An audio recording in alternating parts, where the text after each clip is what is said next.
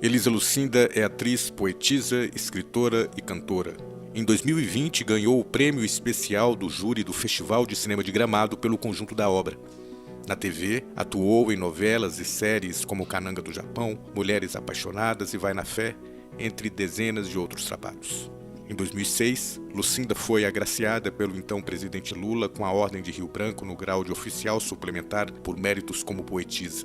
Em 2019, ela escreveu uma carta ao desembargador Leandro Paulsen, do TRF4, que citou trechos de um poema de Elisa Lucinda no julgamento de Lula no caso do sítio de Atibaia.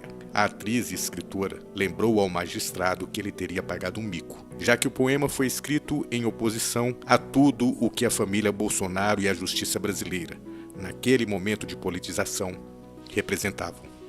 Elisa gravou um vídeo emocionante sobre o recente episódio envolvendo o ministro, ou agora ex-ministro, dos Direitos Humanos Silvio Almeida. Alguém que, como atriz, tem uma vida dedicada à causa antirracista. Confira. Gente, fiquei assim, de ontem pra hoje, né? Desde quinta-noite, muito abalada, claro. Deu aquela sensação de que a gente andou pra trás, perdemos muito. O único homem preto do governo, do alto escalão do governo, nosso herói. E a nossa ícone da igualdade racial, um recuperando uma pasta dilacerada pelo governo anterior, que é dos direitos humanos, e a outra recuperando, reestreando a pasta que foi dizimada, né, e fazendo botando toda a força na nossa recuperação histórica, reparação histórica. E de repente a gente tem esse único homem do alto escalão denunciado por essa outra, dois heróis, né?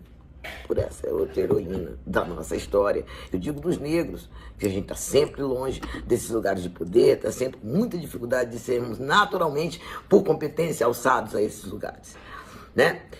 Então, assim, bugou a comunidade, ficou todo mundo desesperado, e eu fiquei refletindo, querendo não ser urgente, igual a internet exige, sabe?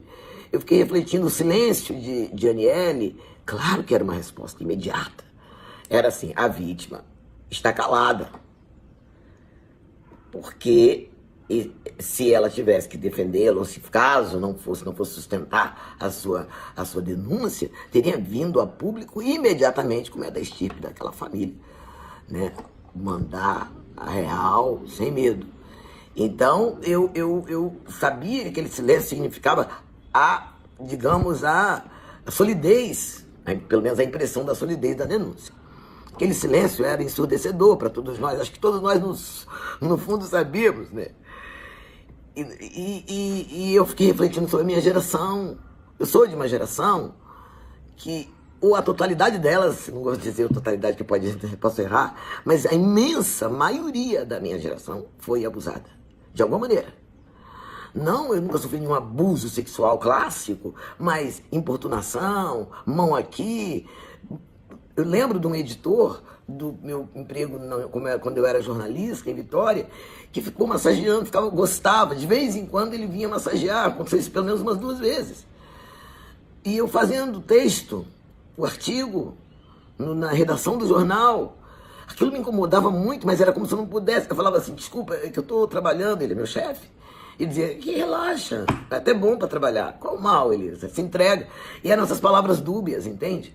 Só que você não tinha a palavra, hoje, como a gente tem a palavra na lei. Agora é crime assédio, importunação sexual. Não era. No ônibus, meu Deus do céu, esse perigo do homem em alguma esquina de noite, que isso? Foi assim que a gente foi criado. Com essa normalização, ou normatização, do homem como perigo e desse acesso irrestrito que o machismo tóxico e o patriarcado instituíram, né? De ter esse acesso irrestrito ao corpo feminino. Eu posso pegar. Eu lembro que uma vez eu estava paquerando um cara numa festa, assim, num show, um amigo meu que estava comigo, era meu amigo, casado com outra mulher. Eu fui comentar com ele que eu estava paquerando o cara do músico. Ele começou a botar a mão na minha perna. Eu falei, por que você está fazendo isso? Ah, não sei, acho que eu fiquei com ciúme. um acesso restrito. E nós não podemos esquecer que essa educação receberam todos os homens. É uma loucura, mas era assim, é assim, pode pegar, pode passar a mão no cabelo. É como se a mulher sempre quisesse, estivesse disponível. Essa foi a educação. E essa é a luta de base do projeto do governo, de uma meta do governo, que é o feminicídio zero.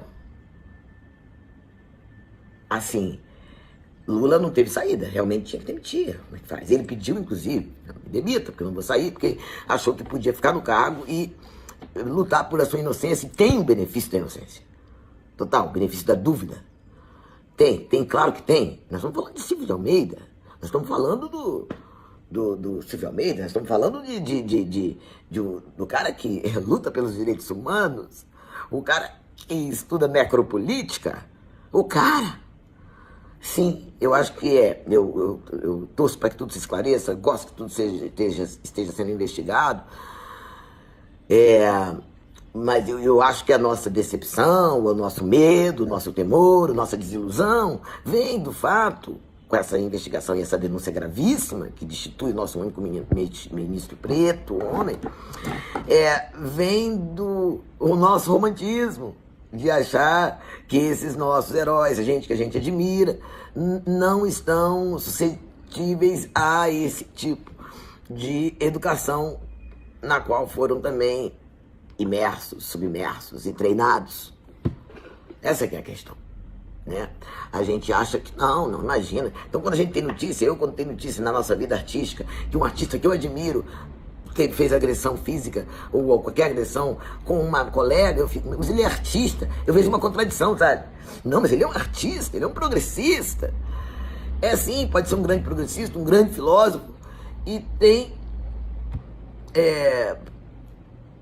como é que eu vou dizer, esse dodói para tratar, entendeu?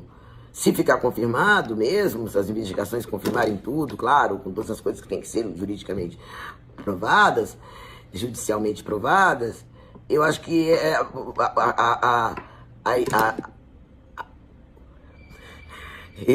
essa enfermidade psicológica ficou na raiz da formação masculina, né? Uma vez o ministro Cristóvão Buarque, ministro da Educação do primeiro governo Lula, ele disse que ele tinha feito uma pesquisa para ver quantos analfabetos havia dentro do Ministério da Educação. E começou a ter uma sala de aula dentro do Ministério da Educação.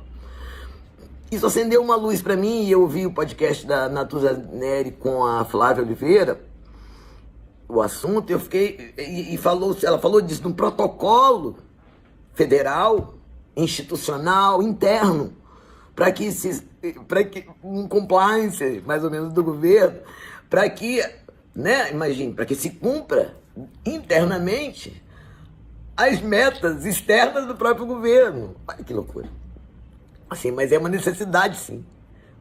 Falando assim, é um óbvio que assim, dá um sacode na gente, porque a gente não pensa nisso.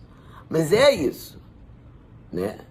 Tem se um ministro de Direitos Humanos é denunciado nessa seara, é um desvio de função, uma loucura, uma dentro da sua própria, uma reunião ministerial, entende? É muito complicado. Eu, como todos, tenho total admiração por ele, sabe? Fico aqui muito triste, ficou todo mundo triste, né? Admiro muito a coragem da Aniele, muito. E isso me leva, não estou julgando não, nem condenando, mas isso me leva, a coragem dela me leva a concluir, assim, a entender mais ainda, a compreender mais ainda a dimensão das exigências dessa coragem. Você vai ter que falar. Ela antes falou com os outros ministros, né, para não chegar a público pensando no governo e tudo. Mas olha só, o marido vai saber, a filha vai saber, sempre saberá, as filhas saberão. O país, a família, uma situação íntima de agressão e invasão íntimas. Aí todo mundo fica sabendo. Já viu algum homem falar que foi abusado? Eu acho que toda vez que um homem pensar Por que ela não falou antes? E tem que pensar, se eu tivesse sido abusado, eu falaria. Pô, quando eu tinha 15 anos, o padre e tal passou a mão na minha bunda. Ou não sei quem, sei lá, professor. Será que ele tem coragem de falar isso? Não tem. Mostra muita vulnerabilidade. Alguém entrou num portão da minha intimidade sem pedir licença. Quando esse editor ficava, sabe? Esse chefe, eu lembro que eu reclamei com um grande amigo meu que falou assim, Elisa, mas já notou que você tá sempre com o ombro de fora, um batom chamativo. Então tem isso, tem a divisão da culpa. O que ela fez? Sabe? Aham, tá. Será? Então tem um negócio, sempre a mulher tem uma parcela de culpa, não é fácil assumir isso. Por isso que eu acho que poucas vezes uma mulher inventa essa história. Por causa dessa parte. Vou ter que inventar. Vou ter que falar na cara de todo mundo, a cada investigador, escroto, entre aspas, ou não. Eu vou ter que falar pra ele, não sei o que ele tá pensando, eu vou ter que contar os detalhes. Entendeu? Eu conheço histórias que o cara ficava meio, sabe, gostando do depoimento. E que cor era a sua calcinha? Isso é um interrogador. Isso eu tô te falando numa delegacia aí comum da vida, né? Agora, claro, tem a Polícia Federal, tem a AGU, tem a Constituição de Justiça, de Ética e Justiça. Ok. Mas assim, o que eu estou falando é que não é mole. Vai enfrentar um calvário público. Então, assim, antes de você falar, das pessoas falarem, por que não fala? Ela tem que falar. Peraí, gente. É tudo muito sério, tudo muito delicado. O que eu acho que a gente tem que fazer é o seguinte. Claro que a direita deve estar afiando as unhas, esperava algum deslize de um governo de sucesso, né? E vem como abutre nessa hora, né? Todas as loucuras da Mari não teve a força dessa tragédia para um aproveitamento assim, né? Tô falando político, né? Da força oposta. Então, assim, é muito sério esse momento e nós precisamos defender nossa democracia. Nós precisamos entender como um pedaço do nosso desenvolvimento. Isso abre um alerta para todos. Eu às vezes fiquei pensando, será que um farol desse, um compliance desse dentro do governo não vai revelar tanta gente? Esse assunto é muito sério. Esse assunto acontece. Né? Brasília tem fama de uma vida, uma outra vida, digamos. Então, assim, eu acho que é um assunto muito interessante, é triste, aula difícil para a nossa política. Mas a gente precisa amadurecer. Quantos de nós, progressistas, não somos em nossa casa homofóbicos, não somos em nossa casa racistas, não somos em nossa casa misóginos? Nos bastidores, na nossa atividade social íntima, né? Então, toda essa configuração, qualquer desfecho que essa história desemboque, em qualquer desfecho que essa história desemboque, esta é a grande lição. Letramento filosófico de vida, ideológico de vida, para todos nós, que inclua essas pautas, que são as nossas pautas públicas e sociais.